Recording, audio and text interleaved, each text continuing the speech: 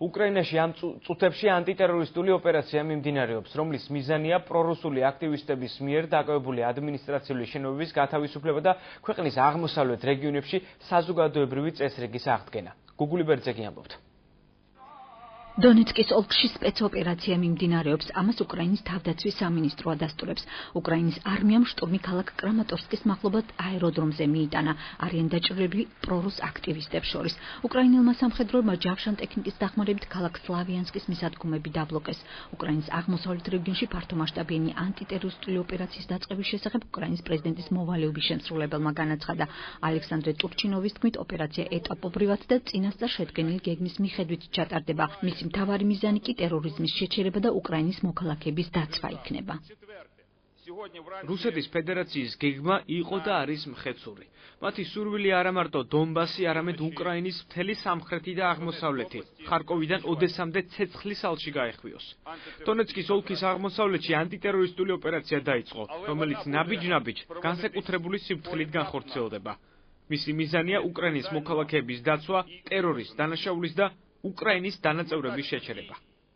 ტურჩინოვის განცხადების შემდეგ პარტია უდარის ლიდერმა ყოფილმა მოკრივემ ვიტალი კლიჩკომ ქვეყნის დასაცავად მეტი ძალის მობილიზაციის აუცილებლობაზე ისაუბრა. ანტიტერორისტული ოპერაცია ხელისუფლების სიძლიერის ტესტია. საჭიროების შემთხვევაში ყველა ძალა უნდა გამოვიყენოთ შეიარაღებული ძალების შათვლითაც. აგენტები და დაქირავებული ადამიანები არ არიან უკრაინის მოქალაქეები.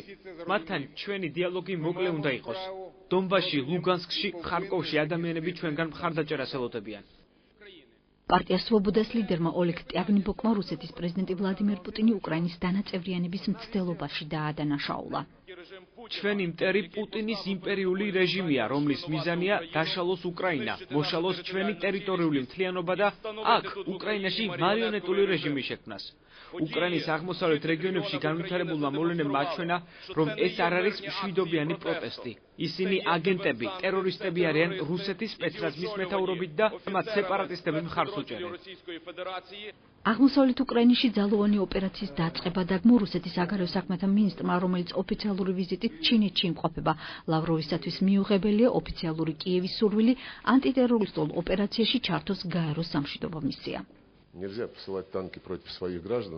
შეუძლებელია საკუთარი ხალხის წინააღმდეგ ტანკების გაგზავნა და ამავდროულად მოლაპარაკებების წარმოება. მანამდეც განვაცხადე და ახლაც ვიმეორებ, რომ ძალის გამოყენება ჟენევაში დაგეგმილ მოლაპარაკებებს შაშლის.